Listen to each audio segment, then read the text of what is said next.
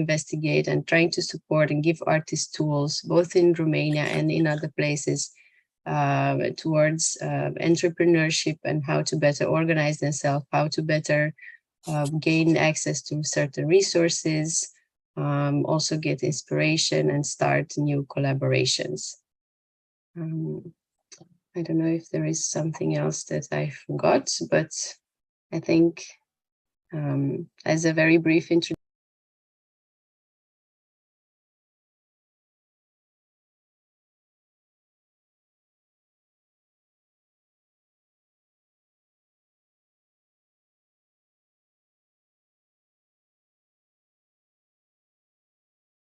Sorry, I think we lost Christina for briefly there, but I think we'll just pass on the mantle. Sorry, Christina, I think you fell out for a short bit there. Shall we? Oh, there she's gone. Okay.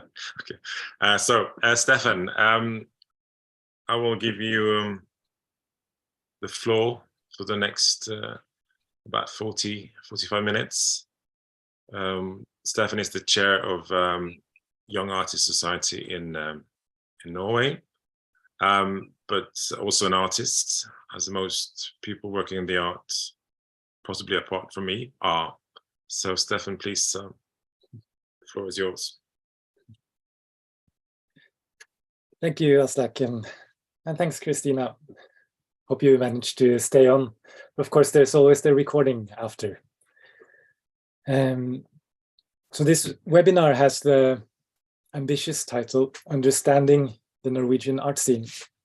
And I feel that there's some need for a bit of expectation management here at the beginning, because contemporary art in Norway is a very broad topic, and it has deep roots in the local history and a lot of connections to Norwegian society and local politics.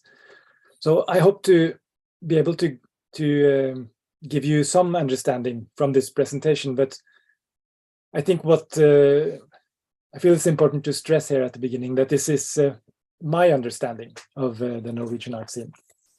So just as a way of getting started on the road to understanding here, we should get to know each other a bit better. Or since this is mainly a one-way communication through the screen, I'll tell you a bit about myself, and there'll be some space for questions later in the break and after the presentation.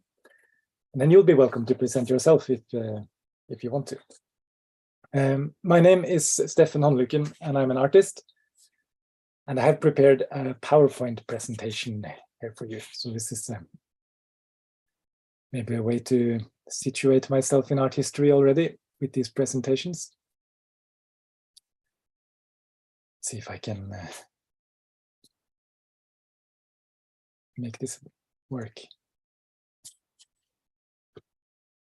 Here's my name, and here's Unge Kunstneres Samfunn, or Young Artist Society. And as for the past 2.5 years, I've been chair of UKS, or Unge Kunstneres Samfunn. This is an artist organization that has close to 700 members across Norway. And I lead the board, which is made up of artists who are elected by the members. And the board is in charge of the political work on behalf of the members. And we're also responsible for the UKS exhibition space, which is located in Oslo. And it's directed by Miriam Bistreich and a wonderful team. And it's set to reopen after relocating on January the 13th. So you're all warmly welcome to UKS in Oslo, if you can make it on Friday the 13th, no less. I'll tell you more about UKS in a bit, but I want to talk a bit about me first. I studied art in Oslo at what was formerly the School of Applied Art, and which has since become part of the larger National Academy of the Arts. And this merger into the larger academy was the reason that the study program that I entered, which had the wonderful name, the Institute for Color, was discontinued in the same year that I started in 2003, which meant that by the final year of my BA in 2005, we were only 7 students left in the institute, but we had both a space and a budget from the school to finish our degrees, which was part of the obligation to after letting us in. And so with some crucial inspiration from a young guest teacher, Ane Hjortegutu, we decided to self-organize and take charge of the program and the curriculum of our final year. And this became something we turned into a study program about the role of the artist, maybe the changing role of the artist, or just to identify what is the role of the artist in the art scene and in society, which had both featured exhibition making, self-publishing, and a lot of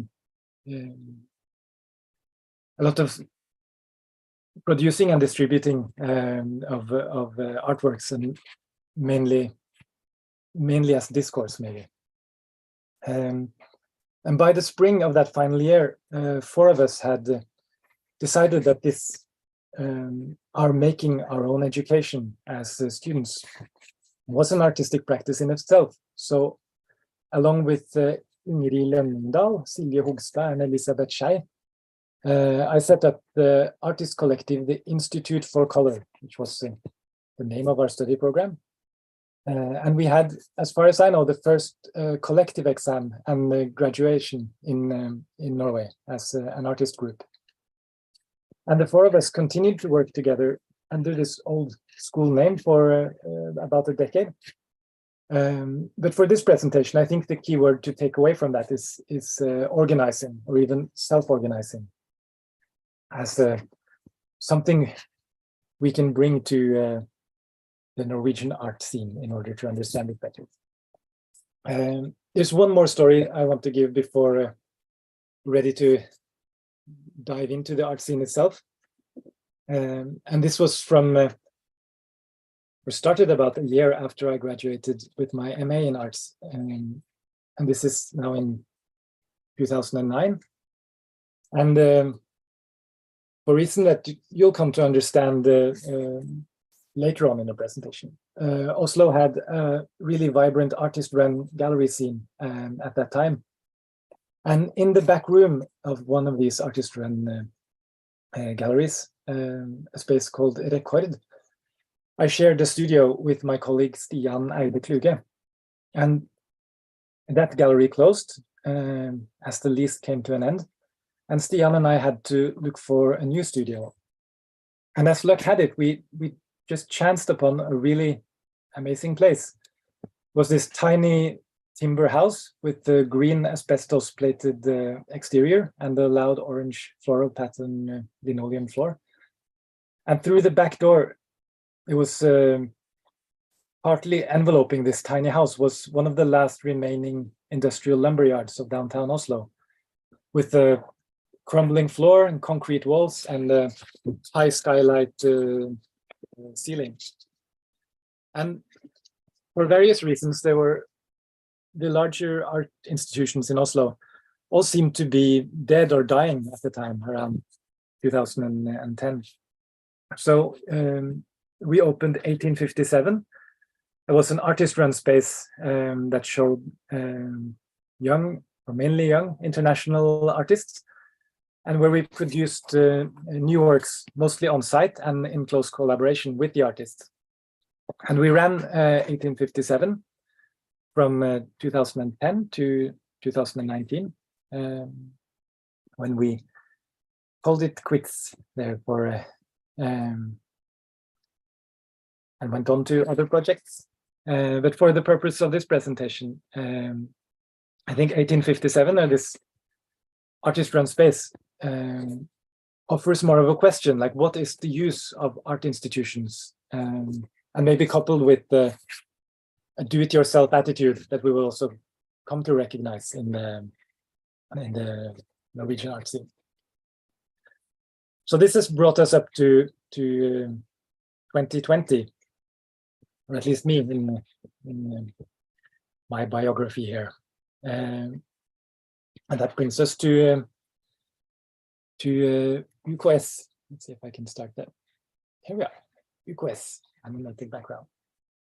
So UKS is an organization and an exhibition space for, and as an exhibition space, it's mainly for young and or emerging, if you want to call it that, artists. And it has a long history in Norway.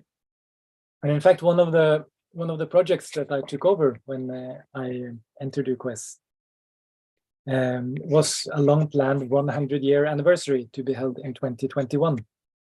And the book, which would be the first historical overview of the organization, was well underway. And this book, it tells the story of UKS, but it also gives the artist's perspective on the history of the art scene in Norway. And maybe also a key factor here on maybe in any historical account is the artist's economy. This is the book right here, which is in Norwegian. I should also say that it's generously supported by the Vederlags Fund, who has paid for a copy for each of the members of the NBK Artist Union. So if you are a member of the Artist Union, you can pick up your own copy at UKS or at some of the art centers around the country, or we can send it to you for shipping. But now begins this understanding part of this presentation. And we begin with UKS, and 100 years ago in 1921. UKS was founded by a group of artists at a cafe in Oslo as something like an artist club. And these artists were in opposition to what can be called the academy rule of establishment artists at the time. And they had a view to socialize and to form a community of young artists. And they also wanted to do something about issues like exhibition opportunities, and they fundraised for grants and they auctioned members' works. And one important venue for this work was masquerades and gala dinners for would-be benefactors. So this is a quite different art scene from what we are used to in Norway today. But this was the beginning of what would eventually be big changes in both arts and cultural policy. Because despite all the fancy dresses here, the conditions for artists in Depression era Norway were precarious.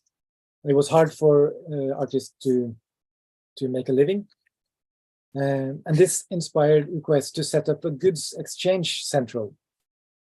So in addition to putting up auctions where works were sold for cash, there was a gallery set up where goods, I think the idea was to that people would bring potatoes or winter coats or essentials like that to trade it for artworks. But also household appliances and even services could be traded for art. And a story from this time says that the one profession that was most interested in getting artworks through this barter system were the dentists. So there were a lot of dental appointments being put on offer for artists to trade in their artworks. So it was said that even though the artists didn't have much to eat, they had the best teeth of any professions in Norway. this is also maybe something that we can still see around dentists' waiting rooms or dentists' office, that there could be artworks hanging. Maybe a plug for a fellow artist organization, the Visual Artists in Oslo. They just made a deal to have discounted dental services for artists. So this is still a very relevant social issue. The 1930s, of course, was a period of turmoil and great development in Norwegian and I should say European history. But in Norway specifically, the 1930s saw the first social democratic government after the Labour Party got into power after these crisis accords in 1935, which is maybe not so much talk about, but a key moment in Norwegian history, which is when this Keynesian plan economics took hold, and where the labor unions got a formalized role of negotiating with the employer organizations. So that the three parties of the employers, the labor organizations, and the state will meet to set the wage levels. And this sounds quite dry, especially in a presentation about the art scene, maybe, but it is really crucial in order to understand the Norwegian art scene. And this was also something that came to define the further development of the UKS, because from the 1960s on, UKS especially, and after a while the artist organization started to take on the role of artist unions. So we see a shift from these masquerades into something that looks more like political and the policy organizations. And one of the things I was very happy to learn about in this 100-year anniversary work was to talk to some of these older artists to find out what the inspiration was for this shift, because I think that it's quite surprising that you go from these gala dinners to sitting down and having union model negotiations about compensation. So I've been curious about what the inspiration was, and I finally got an answer from the grandam of Norwegian textile art, Britt Fuglevåg. And Britt was a textile artist, a weaver, but who went on an exchange to Warsaw, which had in the around 1960, maybe the most progressive or avant-garde textile art program in Europe, as I've come to understand it. I'm not expert in textile art. Here I'm leaning on maybe Britt's own story about her biography. But what's crucial here is that she returned to Norway as a young artist and set up her practice and became a fairly well-known young artist working in the medium of textile, and this landed her a gig as a teacher, as a young professor at the School of Applied Arts in the textile department. And she wasn't much older than the students, so this meant that she both had a strong connection with them, and she also had a strong sense of maybe fairness or of a desire for this workplace to be a bit more organized, because the teachers came and went. There were no contracts in place, as we are maybe used to as artists nowadays. But educational sector is a bit more formal than much of the art world. But at the time, the teachers came in and did their courses, and they got their little pay, like their pay at the end of the week from the principal's office. But there were 2 employees who were steady employees throughout the year in the School of Applied Arts and in the Art Academy, and that was the live drawing models, so the nude models for the drawing classes, which was a daily part of the Art Academy program. And there were these 2 also quite famous figures after a while, Maurice at the Academy and Lotte at the School of the Applied Arts. And they also got their pay just sort of in cash and with no contract. But their problem was that the school year is only 10 months. And then for the holidays, they didn't have any pay. They didn't have any rights to holiday because they didn't have any contract. And this wouldn't do, Britt said. So she managed to set up an NTL union, a union in the school, and Maurice and Lotte enrolled. And then she got some of the representatives from the main labor union to come along to a meeting with the Ministry of Education to say that here are some employees who don't have contracts, they don't have fixed wages, and they don't have rights, and you need to sort this out.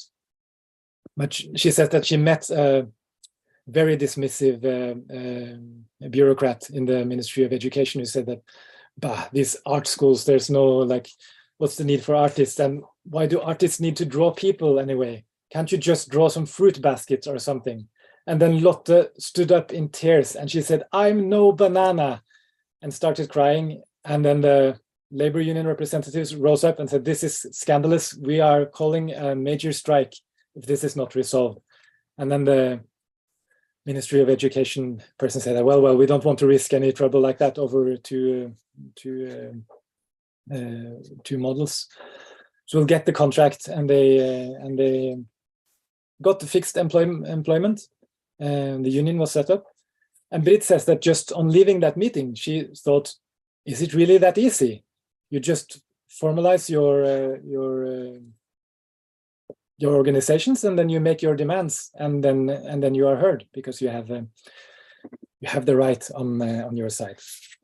So this organizing can lead to change, and it often has. And I want to give some examples about how artists organizing has shaped the Norwegian art scene, because this structure really does more to define the Norwegian art scene than any account of artworks or artists or institutions will do. And I'd also argue that to understand these frameworks, it's necessary to understand our current situation as artists, and also the future potential or the future outcomes of art in Norway.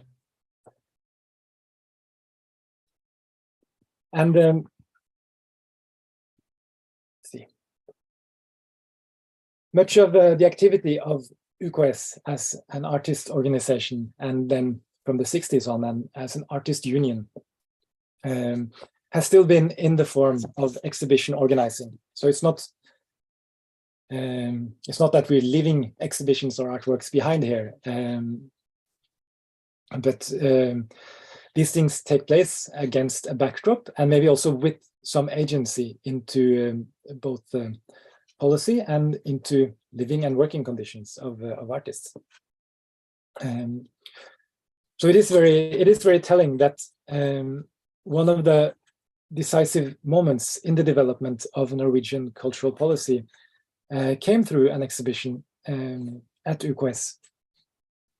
And this was in 1971. It was actually the 50-year anniversary of UKS, where the exhibition Kunstnerkår, or the conditions of artists, was set up. And it was based on a survey done by Aina Helgesen, of demographic and income data of Norwegian artists that was done for the Norwegian Institute for Social Research. This research had been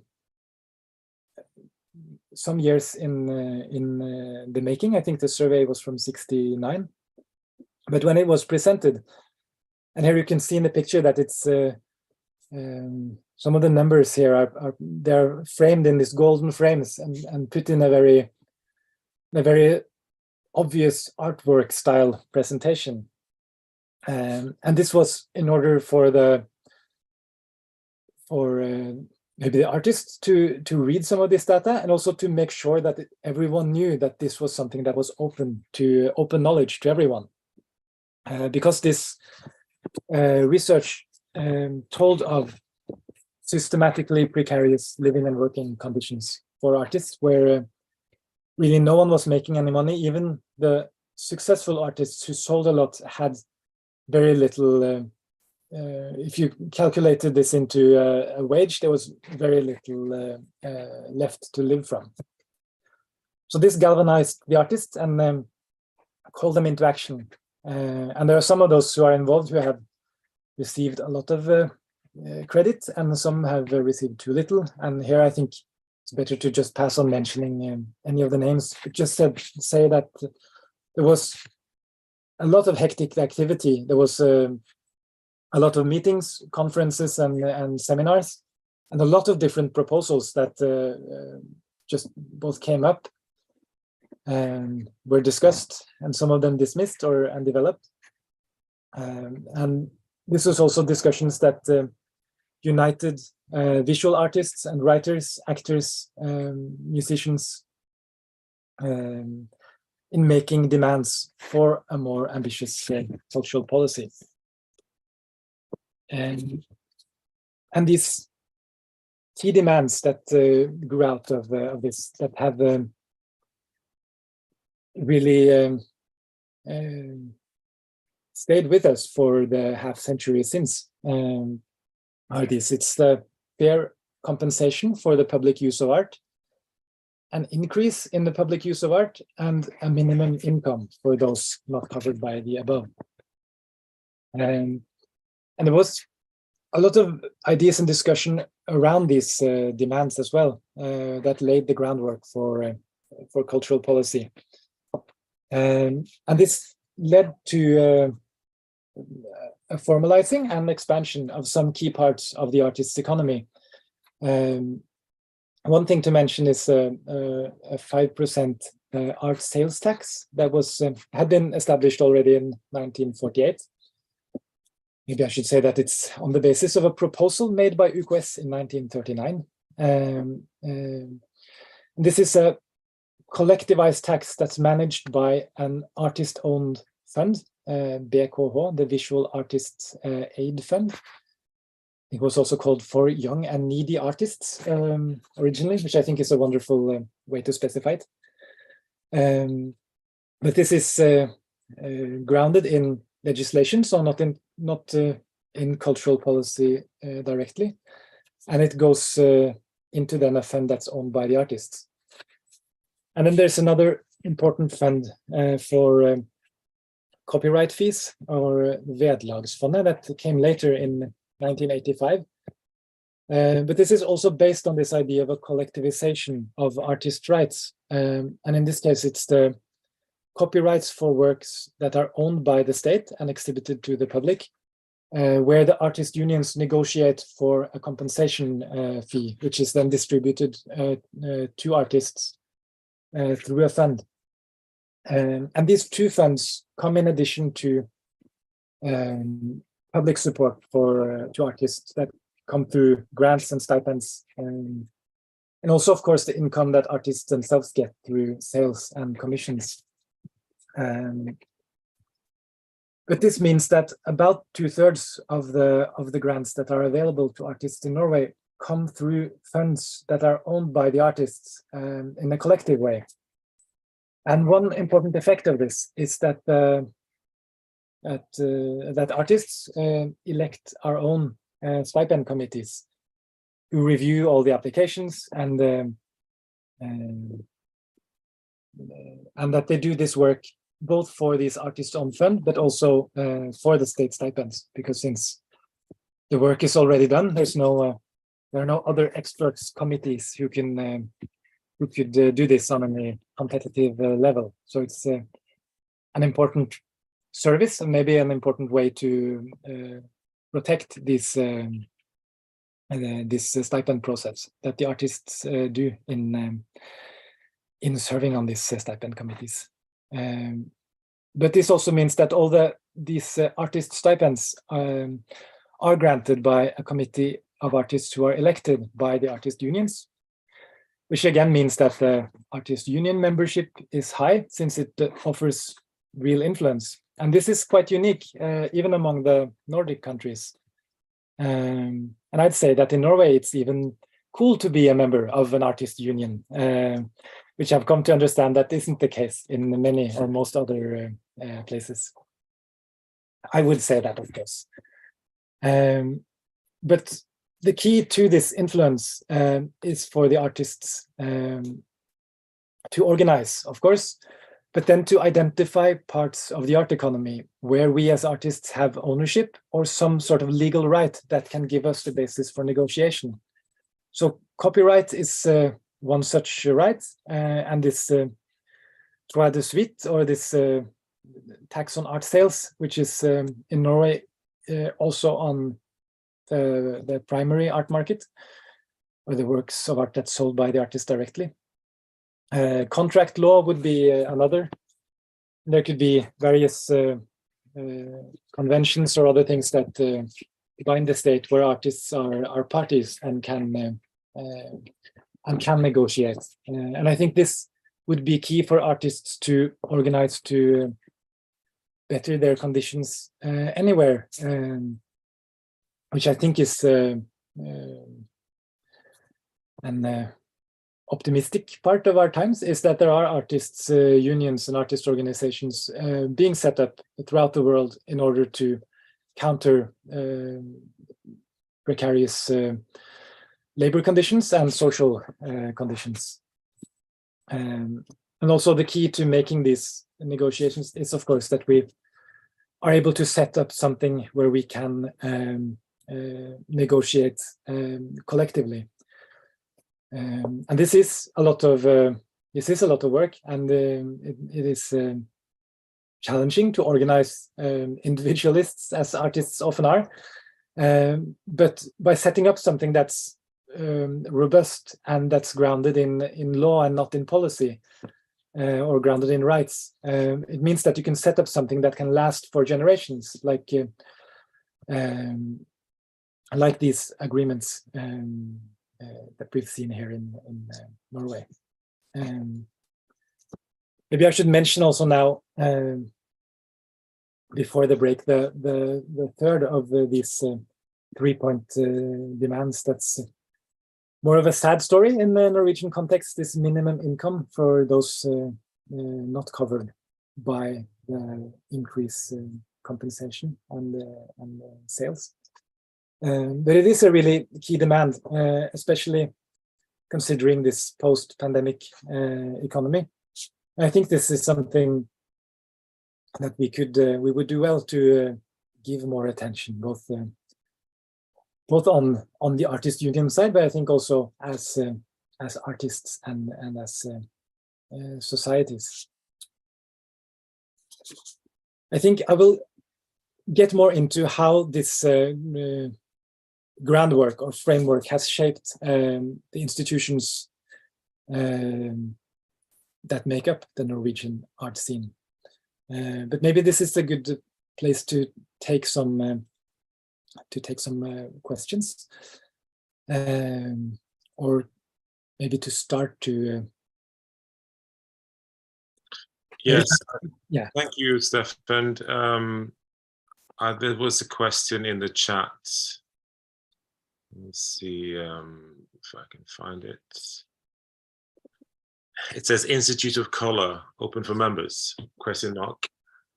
It should be, or I guess I wish, but the Institute for Color was first is education, that I'll blame the National Academy for shuttering it. So that means that the artist group was only made up of the four of us, of artists who carried this heritage on. We did our final goodbye exhibition in Rogaland Kunstsenter in 2015. Okay. 14, a sort of 10-year anniversary, we called it. So alas, no more. I can also say, if you will have a question, you can either put it in the chat function, or you can press the reactions button and press this raise hand function. If you want to ask your question. I think we're going to take a 5-minute break, and as I said in the start, where you would, after the break, you would talk more generally about the art scene. But as I said in the start, it would be great if people would just, in the chat function, which is under more, at the bottom of your screen, there's type in the flag from where you're from, not where you're situated at the moment, but which country you're from. It's just for fun. It's quite interesting to see this. It was mainly Norwegian and Romanian participants, but also from the US, Germany, Denmark, Sweden, Moldova, Ireland. Yes, excellent. South Africa. So it's a very varied group of people, which is excellent. But we'll just have a 5-minute break. Is that okay with you, Stefan? Yes.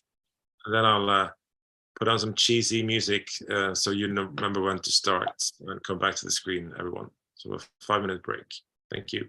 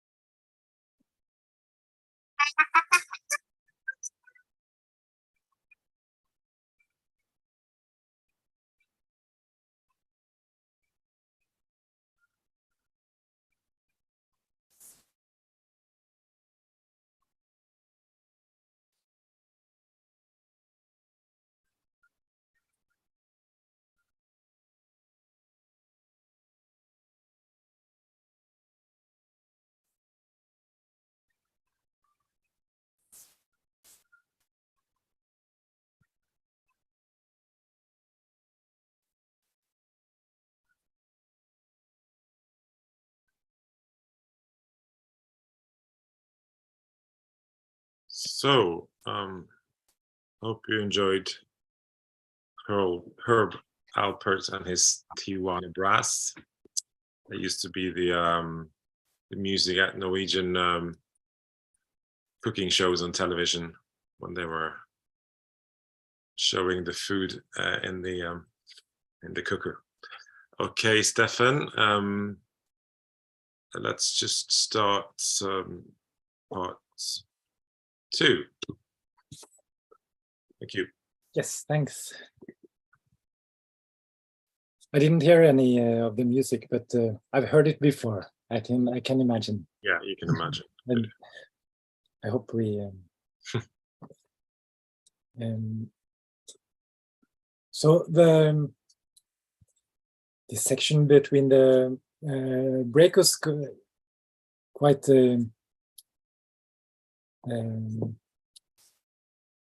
I guess kind of abstract to what is going on in the Norwegian art scene in terms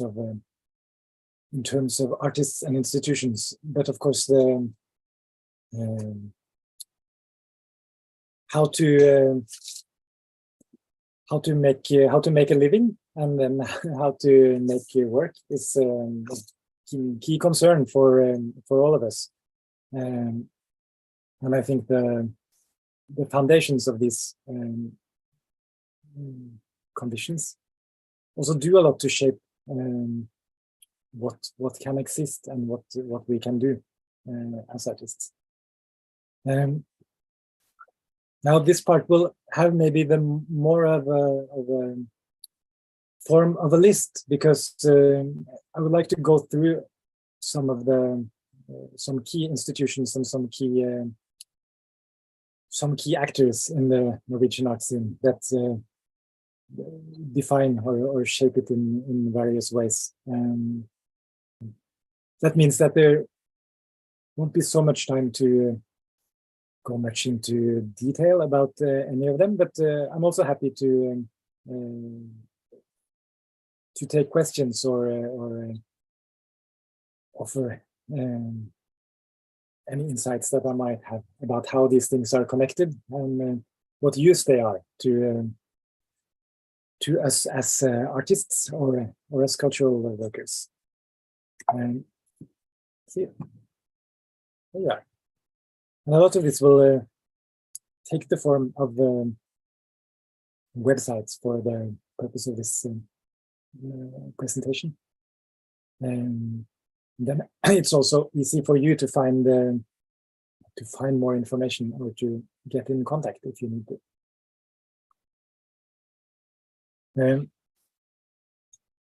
The Arts Council is, of course, very current whenever there's an application deadline. It's the top thing on my to-do list, at least. But the Arts Council is also something that comes out of this foundation of cultural policy in Norway. So it goes back also to the 1960s, which is when governments across Europe took more interest in cultural policy as an important policy area, and not something that was to be left to philanthropy or to private markets to sort out.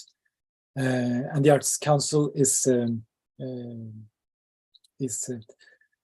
set up as an advisory board, as it says here, and what we like to call an arm's length to the Ministry of Culture. So it's a government agency, but it's not supposed to be governed by politicians or by political concerns.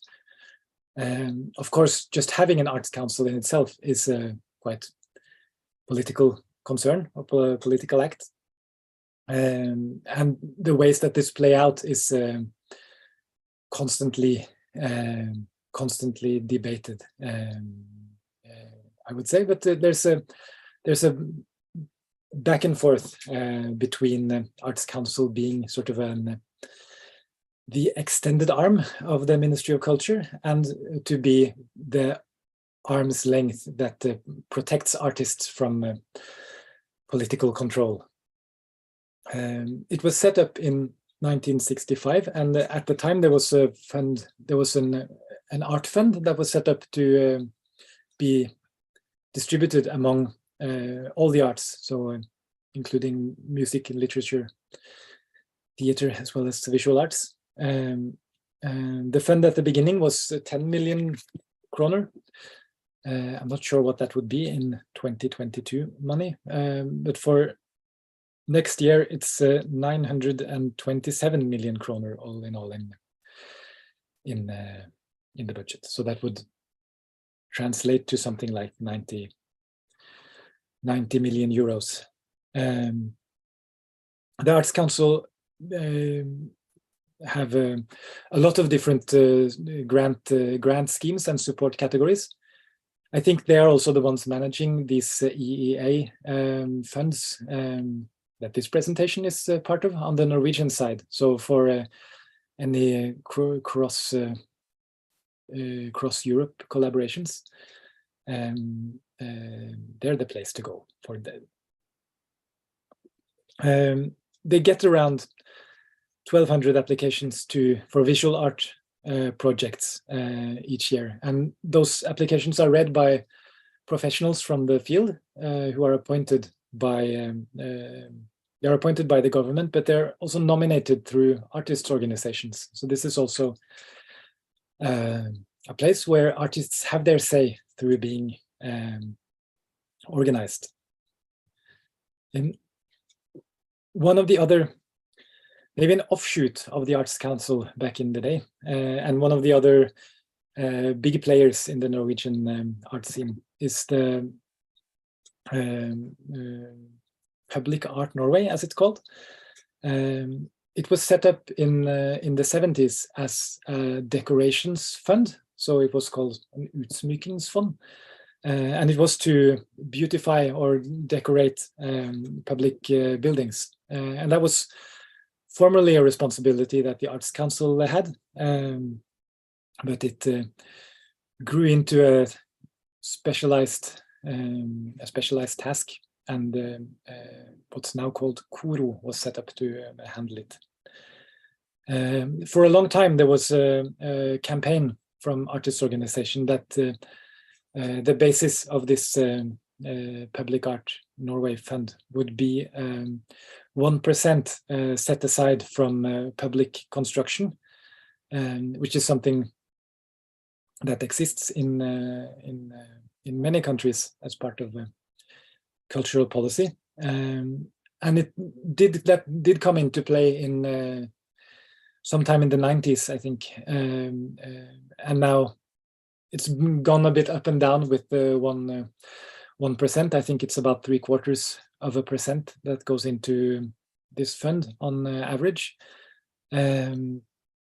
But also the way that the public buildings are constructed and financed now is more complicated than just putting up a building and having a mural done on site. So there are both temporary projects in public space, and there's also a collection that's used for public buildings that are leased temporarily. That's owned by Koro. So they're actually also a big buyer of artworks. See. Then coming to institutions or exhibition spaces, I think the first one would be the National Museum. I was a bit unsure if it made sense to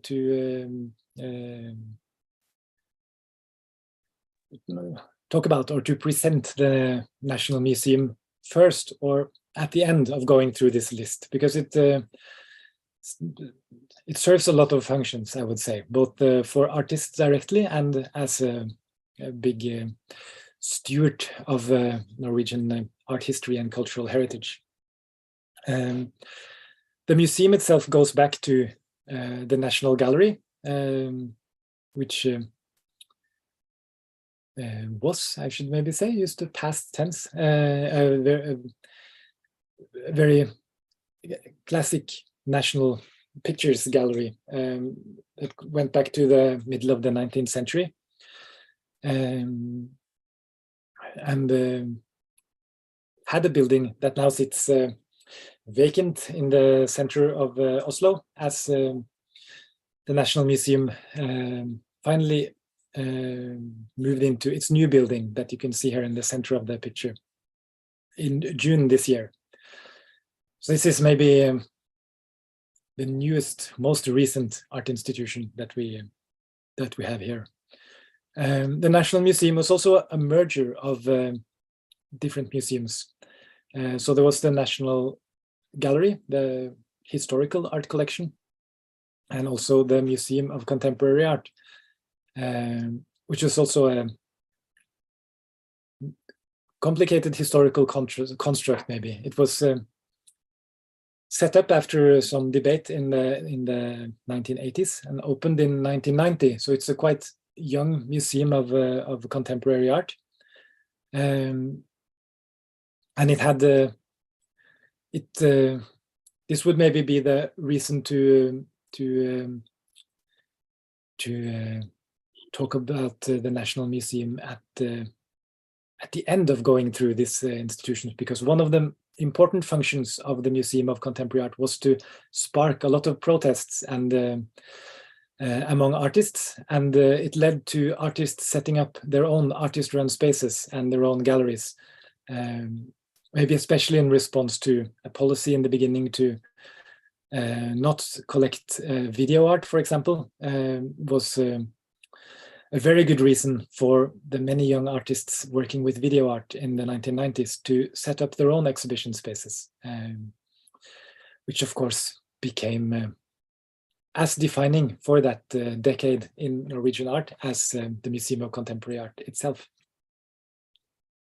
Stefan, can I just add quickly? You might speak to this later, but it's important to know that with the funding in the Arts Council does not go to like the National Museum, because that's on the state budget or on the cultural department, you know. Yes. All these major institutions are funded through that and not through the Arts Council, which is more directed towards smaller organizations and artists. Yes. Yeah, thank you. And maybe that's also worth saying. That's another level of this, where this policy decisions get made. The National Museum now is, of course, a massively expensive project as well. So in talking about the funding that goes into it, the arts fund, or the fund that the Art Council distributes, is about 1 billion kroner, and the National Museum is also about 1 billion kroner budget every year. So slightly more to operate this one museum than what the Arts Council itself distributes. But the National Museum goes, they are directly funded over the Ministry of Culture, but they are an independent museum with their own board, and should also have an arm's length to the politicians, so that there's no direct political control over what they buy or what exhibitions they put on, and so forth. Which is good, of course, in freedom of speech terms. It can be frustrating when you think as artists that they're doing the wrong thing and you want them to do something differently. It's hard to appeal to the politicians to change it around. You have to apply to their honesty and sense of professionalism,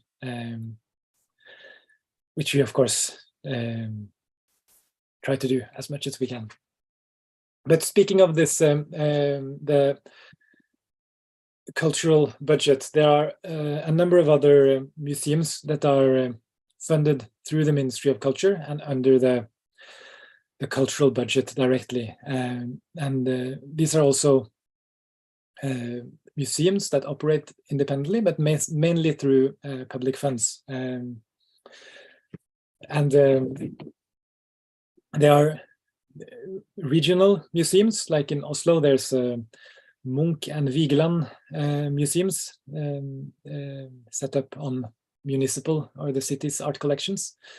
And there are the Kode art museums in Bergen. That's another big merger, but based on collections that are held by the cities or institutions in the city. And there are regional museums in Trondheim. There's a new merger of museums going on there, as well as a new public and private museum being set up in Kristiansand, and museums in Stavanger, Tromsø, Lillehammer, and a number of others around the country. And then they're also on this, or maybe also should mention here that there are also some institutions that are built on private collections that either call themselves museums, or they operate as museums, or there are some combinations that they either operate or call themselves museums, or some combinations that are also scattered around the country, that are sometimes get some funding over the public budget, but often mainly privately operated. But on this regional level, there's also some independent institutions, or institutions that some various ways are supported by both state and municipal levels, but that have their own boards and their own histories and reason to be. Some of them are listed here as the Kunsthallene in Norge, the Kunsthalls in Norway. Some are not part of this umbrella organization, and maybe worth mentioning first, the Kunstnernes Hus, which is an artist-owned kunsthall in Oslo that was set up by artists in 1930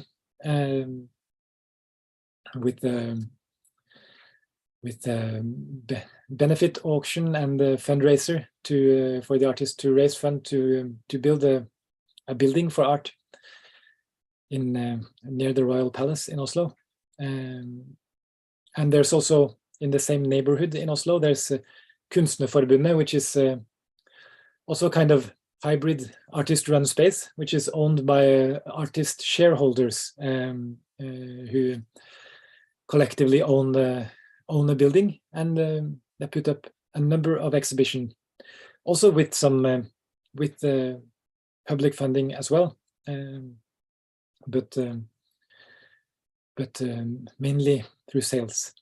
And in Bergen, of course, there's the Bergen Kunsthall, which is a former Kunstforening, like some of these other Kunsthalls here, that then set up as what's a common model in Germany, at least. It's what I think about. I was here in this Kunstforening, I hear this German Kunstverein, which is set up by people who are interested in art and who are interested in making exhibitions, and maybe also collecting and following art historically. Some of these are very old associations or forening, and they are very widespread among around Norway, but a few of them are very big, as I could call Bergen Kunsthall, and maybe also some of these here would qualify as very big and with quite long histories. But some of them are also more recent, like Kunsthall Oslo and Kunsthall Trondheim, at least, are quite like recent additions to this Kunsthall family, and are maybe set up more in this more curate, like a Kunstverein run by a curator, Kunstverein or a Kunsthall with a strong curatorial profile, and maybe more of a mandate to public dissemination or public mediation of art. There's maybe also, yeah, they're just below.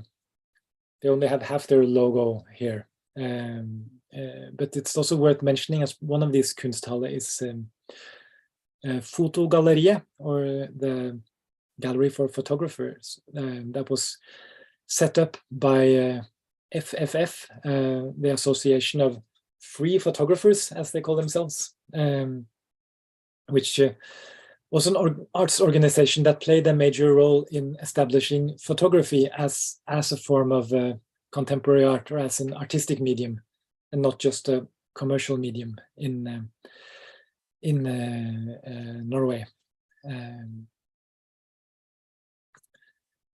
And this is also a way of operating that has put in place another number of art exhibitions around the country, which is the regional art centers. These are distinct from these Kunsthall or Kunstverein, in that they are set up not by people who are appreciators of art, but by people who are producers of art. They were established by the artist organizations in the 1970s. And there are 15 of these art centers that are organized by KIN, the kunstsentrene i Norge. Here I might have thought that the Fotogalleriet, for example, might have been part of this, but they are not. They are a Kunsthall here, and more independent. But these are quite varied group of exhibition spaces. Some of them are quite close, maybe indistinguishable from this Kunsthall program, where Hordaland Kunstsenter or in Bergen, or Nitya Center for Samtidskunst, for example, are quite independent of their artist organizations and sort of appear as municipal art galleries or municipal art institutions, but they don't have collections, and they have often some mandate to making art visible to new groups of audience, like children or senior citizens, or other groups who are of political focus in their municipalities. Maybe also a part of this landscape could be the art festivals and biennials that exist throughout Norway, like the Momentum Biennial that's in Moss, or Liaf in Lofoten, or the Bergen Assembly in Bergen. And there's also some art festivals that's like the Oslo Open or Be Open, where artists open their studios, which I think could be called art festivals in a way, but maybe refreshingly sometimes without any curatorial statements or profiles. And there's also the annual Høstutstillingen, which is held at the Kunstnernes Hus, which is an annual exhibition now running for some 140 something years, I think, which is juried by artists. And maybe coming from UKS again, has been the source of much debate and much protest from artists over the years. But I think it's kind of a dear old relative in this family of art festivals. There's also applications open for everyone. I don't think you have to be based in Norway or Norwegian in order to apply. So that's a juried show with open call and some 4,000 applications, I think, every year for the jury to sort out. Stefan, Yes. I just want quickly to say, when it comes to the Kunsthalles, that every year in May in Bergen Kunsthall, that's in connection with the Bergen Music Festival, that's the Festspill exhibition, and it's one of the sort of greatest, I guess, appointments you can get as a contemporary artist in Norway. So one artist is given this 6 weeks exhibition in Bergen-Kunsthal, which is always really renowned, and it's really interesting to see. I think it's also I think it has a very positive thing for the art scene in Norway, that it's quite like it is in many ways a quite sort of positive and encouraging environment where there's a lot of collaborations going on between these institutions. And I think there's quite strong agreement. I think everyone agrees that the Festspillutstillingen at Bergen-Kunsthal is like the most important solo exhibition in Norway. Even if other institutions might grudge it a bit, but I think they're all like, everyone agrees that this is the one thing that's that's the highest honor. So it's, and that's, I think, quite rare, because it's in many places there would be competition to have this prime spot in the exhibition calendar. But it sits firmly with Bergen-Kunsthal and the Festspillutstillingen, I would say. Here it's also, I would go amiss if I didn't promote UKS and the UKS exhibition space. Maybe also first to mention the other artist organizations that have exhibition spaces, and those would be the sister organizations of UKS that are all organized under the Norwegian Visual Artists Artist Union umbrella. So this would be the Sculptors Association, Billedhoggerforeningen, Tegnerforbundet, SOFT for the textile artists, and the Painters, the Landsforeningen for norske malere, Painters Association, and the Printmakers, Norske Grafikere. They all have their galleries, as does UKS, who's the only organization among these to not be a medium specific artist organization, if you don't count being young as a medium in itself for artists. This is an image of the new UKS space before renovation. Now it looks completely different, and it will look even more different on the 13th of January. But this is in an old theater downtown in Oslo, in Keisers gate number 1. And again, you're all very welcome to the opening, or whenever you visit Oslo. There are also some of the other sisters or cousins in the artist organization, like the Billedkunstnerne i Oslo, and other artist union around the country who have gallery spaces set up. There are also a lot of artist-run spaces that come and go. This is a map from the exhibition guide from Oslo, which is one place to start. I tried to find the Bergen exhibition guide, but I think it hasn't been updated since before the pandemic, or it's a new. Correct. Yeah. If someone knows, they can put it in the chat, maybe a link. This notes both institutions and galleries, and the A's here denote artist-run spaces that are scattered around town, and some also pop up more frequent than this map is able to catch. 1857 that I used to run was, of course, one of these spaces when that existed. And there are some other long-running spaces like Entré in Bergen, that was also part of a pilot program through the Arts Council to support these artist-run spaces, with some operating costs to pay rent and fees for the artists, and which has been an important part of recognizing this artist-run scene. Maybe there was an ambition to professionalize it or formalize it, but I think the funding maybe stops a bit short of that. But still, there is a vibrant community of these artist-run spaces, and now in most larger cities in Norway, I would say. And there are also commercial galleries or private galleries, of course, also in Oslo, like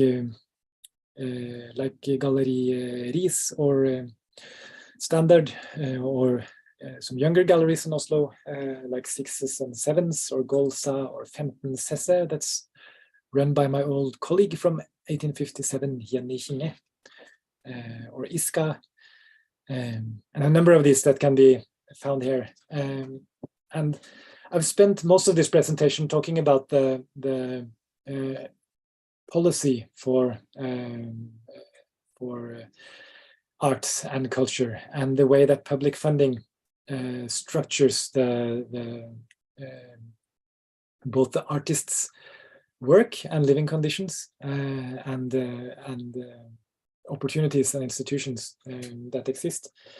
But there is an art market as well, and I also promised Aslak to bring this into the presentation as well. The art market is about the same size as the budget for the National Museum. Maybe the National Museum themselves would say that a lot of their budget goes to rent, that goes directly back into the state. This is the size of the art market, of the art that's being bought through galleries or directly from artists, or through auctions in Norway. So it's money that goes directly into art institutions and art infrastructure, and directly to artists. And it's also about 1 billion kroner, or about 100 million euros. And it has been said that there is no market for art in Norway, and that anything that's painted, composed, or written or played in the country is decided in agreement between the state and the artist organizations. And maybe this talk has played into that myth, but it is not true. What is true, though, is that also the art market is regulated through this agreement of the 5% tax, and it's also closely monitored by the Arts Council Norway, as you can see, who publishes every year Kunst i tall, or art in numbers, by the Rambøll consultancy firm has done this for the past years. And this means that both we as artists and the policymakers can keep close track of what moves in the art market. Here we can see a large growth in the pandemic years, and this is maybe also worth noting that as part of this quite robust art infrastructure, when the pandemic hit and the exhibition opportunities disappeared, and there was concerns about the art market and foundations, or the basis for the galleries, the government stepped in with the funding and stimulus package for arts and culture during the pandemic.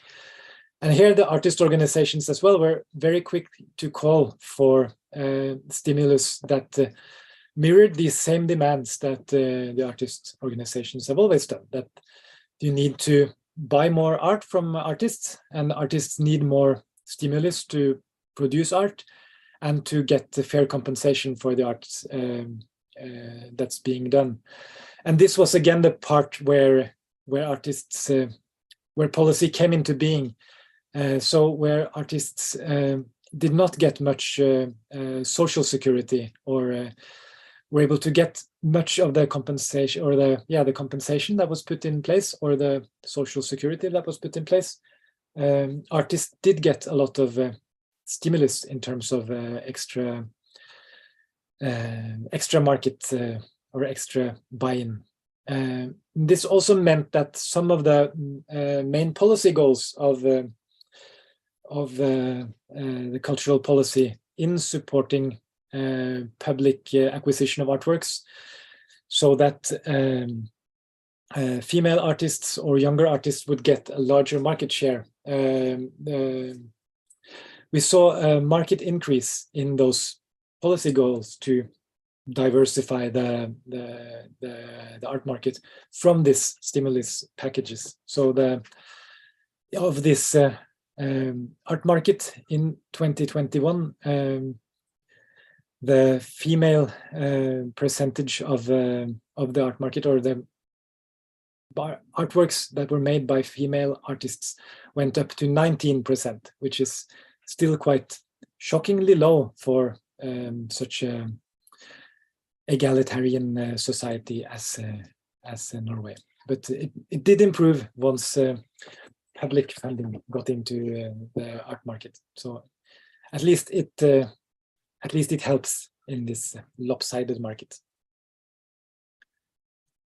I think this was a quick, like a very quick run through of art institutions. Maybe another way to follow this that I should mention is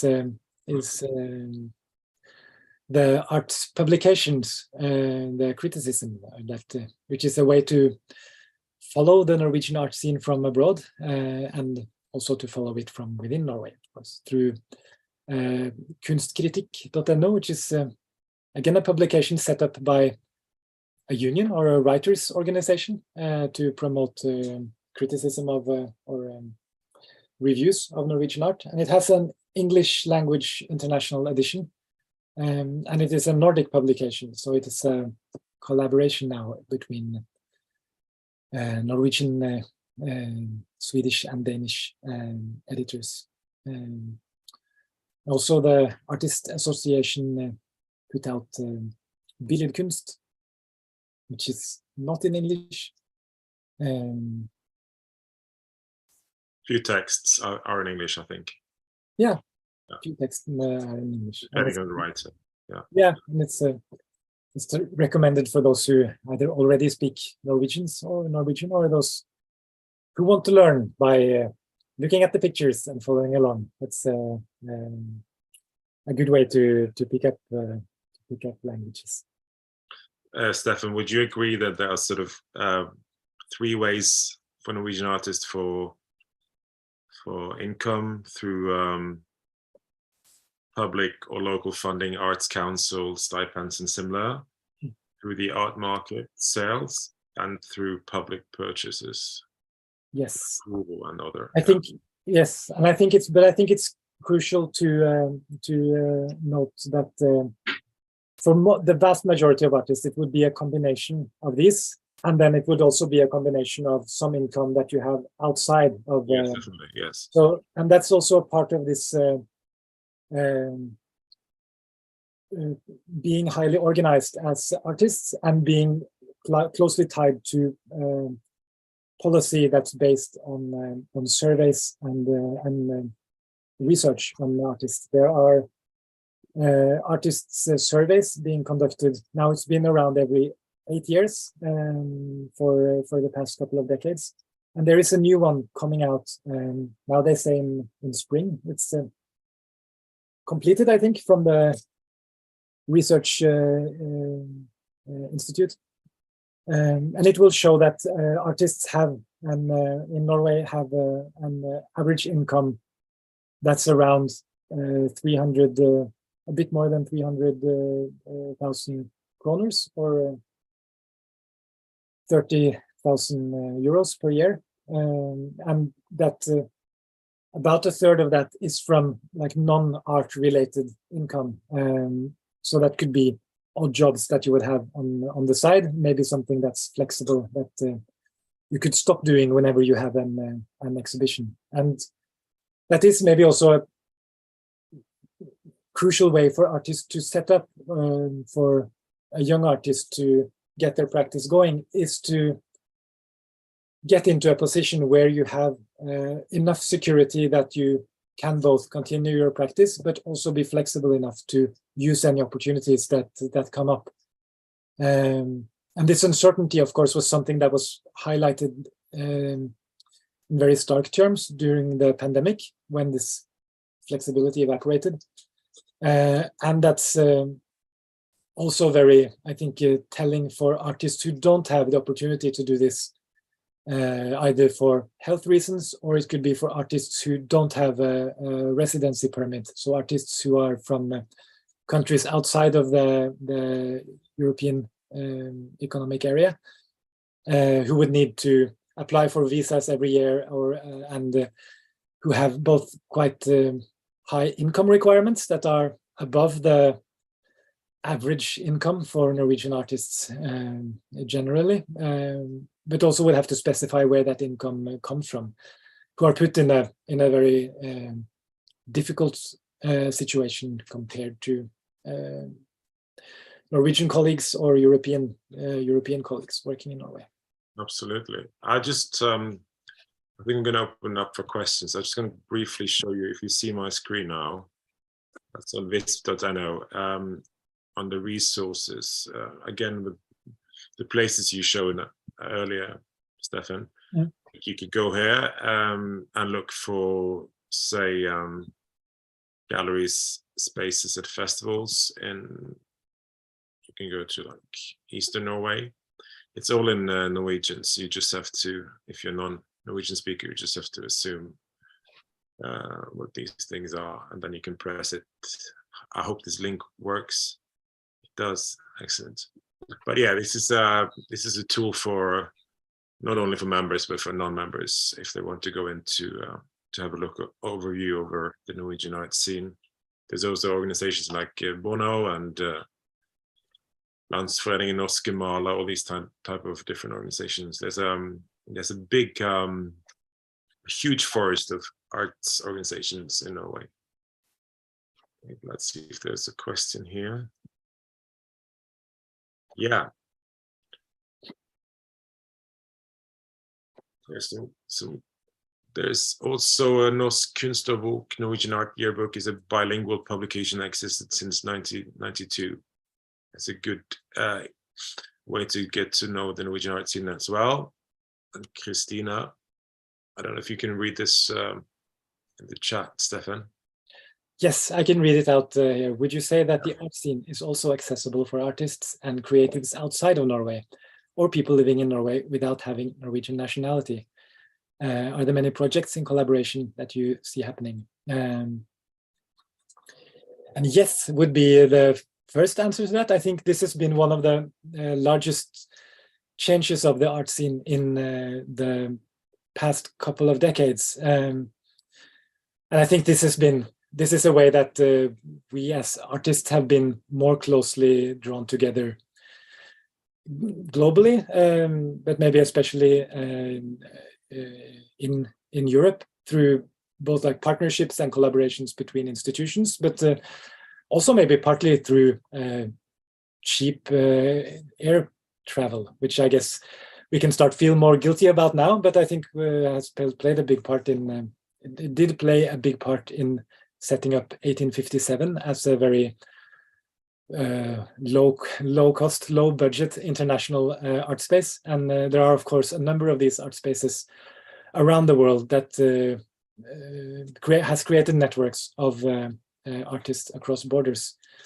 There's more for those who want a really deep dive into the workings of the Norwegian art scene. There's an art history written by Jonas Ekeberg, who now works at the Arts Council, called Post Nordisk, that makes the case that the development of the Norwegian art scene especially from the 90s onwards, was driven by the Nordic collaboration that sort of came before this European or global collaboration through Nordic institutions as the, what's it called, Ministerråd, etc., where the Nordic countries, including the Baltics, have various support schemes for mobility and project support. Of course, the difficulty in saying how accessible this is that as this presentation that I've given now, it's very layered of different institutions that have different remits and different histories and different mandates. And in order to know how to navigate these. I'm sure that's the same in Romania as well, that some local knowledge or sort of being educated or being sort of naturalized into this does give you a big advantage in understanding what you're up to. But I think there is always a high demand both for collaborations that go across fields, so across different art forms and across borders. There's also always a big interest both from audiences and from other artists, and maybe crucially from funding bodies to make those happen. Can I also add that in the art academies, there's an art academy in Trondheim, Tromsø, Bergen, and Oslo, and there's a very sort of international group of students and high standard of teaching and so on. Also, there's no tuition fees, which is a big, especially towards compared to Britain, for instance. There's no tuition fees. Maybe here's worth also noting that I mentioned these barriers to visa and residency permits for non-European or non-EU artists, and now there's it seems to be a new law coming into place that would put tuition fees also on non-European students in higher education in Norway, including the art academies. So there would be no tuition for Norwegian students or for Romanian or European students, but a lot of this internationalism or this global perspective that has existed in the art academies in Norway up until now is really threatened by this new proposal of tuition fees. I see. So that's a concern these days to end. Maybe we should find a happy question to end on. I also want to say that this, I spoke to this Welsh artist and I said, what is it like for you coming from Britain to Norway with the expenses, being more expensive? But she said that she once got a job in a cafe, the pay is decent, so she could live off that and still study art. Yes, that's also another non-European. There's maybe if there are any non-European artists looking to set up in Norway, I would recommend the support network Verdensrommet, which is not an organization as such, but a mutual support network of artists who are facing both visa challenges and other challenges to establishing oneself as artists in Norway. Yes. Are there any more questions? I have put some links in the chat for some websites and so on. Christina, any questions from the Romanian jury? Well, I just want to first thank Stephen a lot for the presentation. And yeah, I was also looking, and I am encouraging everyone, please, if you have a question, we have Stephen here with us and not every day. So just please shoot it in the chat. Of course, this was a brief introduction in a scene that for the ones who are not from Norway might not know so well. For me, definitely it was full of new names and new insights. So I was just, from my side, I was a bit curious to know a bit more, not to take the time. So if there are questions, just please drop them there and I will just ask this one. About the artist-run spaces, because you were talking about the artist-run space that you had, and because I think in Norway the system is in such a way that the institutions and all the public bodies are very well organized. I think that this might lead to fewer artist-run spaces, but I don't know if that's true. And how do they situate themselves in relation to the other institutions? Because, for example, here the artist-run spaces are very present and one of the core things of the scene. And I don't know, I was curious how that works, because also in the beginning of one's career, like an artist might start with this, to have an artist-run space. It's something that he or she might think of. And just if you can a bit elaborate on that. I think there's a tradition. It's a presentation or a historical presentation in its own right to talk about the artist-run spaces in Norway. But I think there's a strong sense of tradition, maybe coming from the 90s. I'm not really sure about the. I'm not sure about the origins here, but that there is a sense of this is something that you are in a way supposed to do as an young artist, either recently graduated or seeking to establish yourself, that to either set up an artist-run space or to exhibit in one or to help making one happen is the way to both form a community around yourself and to make your projects happen in a way. Because even though there are a lot of institutions, there are still more artists than there are institutions. And also there's this social function maybe that the artist-run spaces do feel, that they can both be institutional in the sense that they do have an audience, they do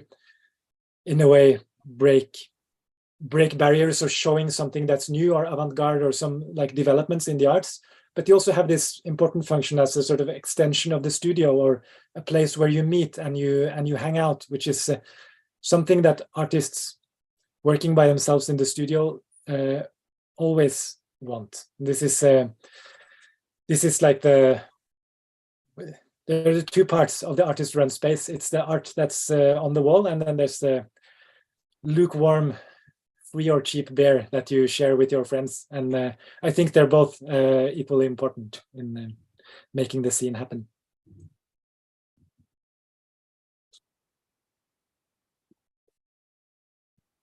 Great. Yeah. You can, if people have some more questions, do you want to put your email in the chat, Stefan? Yes. That's okay with you? I don't think there's more questions, but yes, thank you yet again, Stefan, for a very good presentation. There's it's funny, there's so many things we could talk about, but it is a long it's like a tall order to give a sure. overview over the whole art scene, and then you come and say that you have the whole list already made out. So maybe I'm glad that I didn't just read all the names I could think of aloud, which could also be 90 minutes. But also people can contact, I'll put my email here, Visp, if they have any questions about the Norwegian art scene. Otherwise, you'd find this information on uks.no or visp.no. I just want to say thank you to everyone participating. Thanks to Christina, Andrea, and Sector 1 Gallery, Stefan Honliken from UKS. And any last words? Not for just for today, basically. Great talking to you. Yes. Thank you so much. Thank you for everyone for joining us, and take care and have a wonderful Christmas time. Thank you. Bye.